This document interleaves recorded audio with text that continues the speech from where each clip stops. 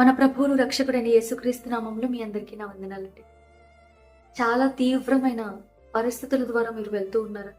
కఠినమైన పరిస్థితులను ఎదుర్కొంటూ, కఠినమైన నిందల్ని ఎదుర్కొంటూ, దిక్కుతోచని స్థితిలో ఈ విషయం ఎటు వెళ్ళి ఎటు వస్తుందో, ఈ మనుష్యులు ఏ రీతిగా నన్ను సింహము చీల్చివేసిన రీతిగా వారి మాటలతో నన్ను చీల్చివేయబోతారేమో, ఇక ఇంతే, ఈ అనారోగ్య సమస్య నుంచి నాకు ఇక విడుదల అనేది లేదు, ఈ భయంకరమైన పరిస్థితులు, ఈ భయంకరమైన విషయాలతో భయపడిపోతూ, కృంగిపోతూ, ఇబ్బంది పడుతూ, నా కన్నీరు ఎవరు చూడడం లేదు, నా పరిస్థితి ఇక మారదు, అయిపోయింది అని అనుకుంటూ ఉన్నారు.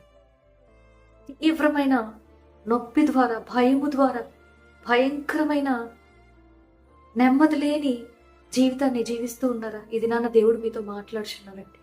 ఇర్మియా గ్రంథము 1వ అధ్యాయం 19వ వచనాన్ని మీరు చూసినట్లయితే, వారు నీతో యుద్ధము చేయజూతురు, కానీ నేను విడిపించేందుకు నేను నీకు తోడై ఉన్నాను, వారు నీ మీద విజయము నొందజాలరు. ఇదే యెహోవా వాక్కు. నిజమే, నువ్వు ఎదుర్కొంటున్న పరిస్థితి నిజమే, భయంకరమైనదే, కృంగిపోయేలా నేను చేస్తూ ఉందే, నెమ్మది లేనిదే.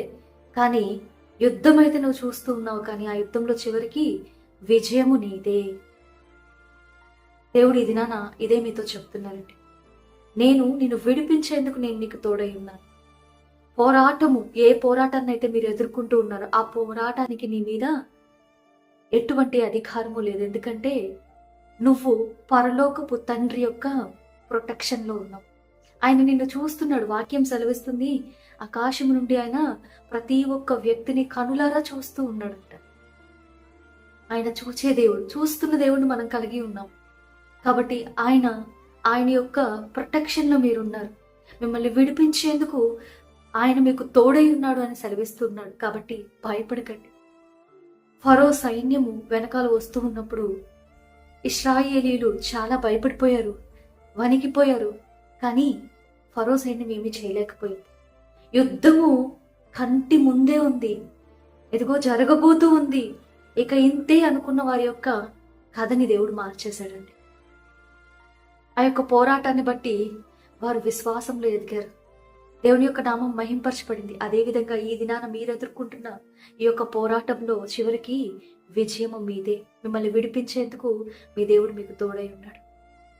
తన సొంత సహోదరులే తనని అమ్మివేశారు, కానీ చివరికి విజయాన్ని సాధించింది ఎవరు? యోసేపు. తన సొంత మామ అయిన రాజు తనని తరుముతూ ఉన్నాడు, కానీ ఆ సౌలు రాజు దగ్గర నుంచి దావీదు గారిని విడిపించింది ఎవరు? దేవుడు. మీరు ఎదుర్కొంటున్నది ఈ భయంకరమైన పరిస్థితి, నొప్పి, అనారోగ్య సమస్య, అది ఏదైనప్పటికీ కూడా జ్ఞాపకం ఉంచుకోండి, మీ దేవుడు మీకు తోడై ఉన్నాడు. ఆయన యొక్క కాపుదలలో మీరు ఉన్నారు.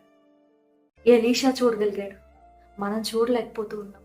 దేవా, నా ఆత్మీయ నేత్రాలు తెరువయ్యా అని ఒక మారు ప్రార్థించండి. ఊరక నిలిచి చూడండి, దేవుడు గొప్ప రక్షణని కలుగజేయబోతున్నాడు మీ జీవితంలో. దేవుడు ఈ వాక్యాన్ని దీవించిన గాక. Praise the lord.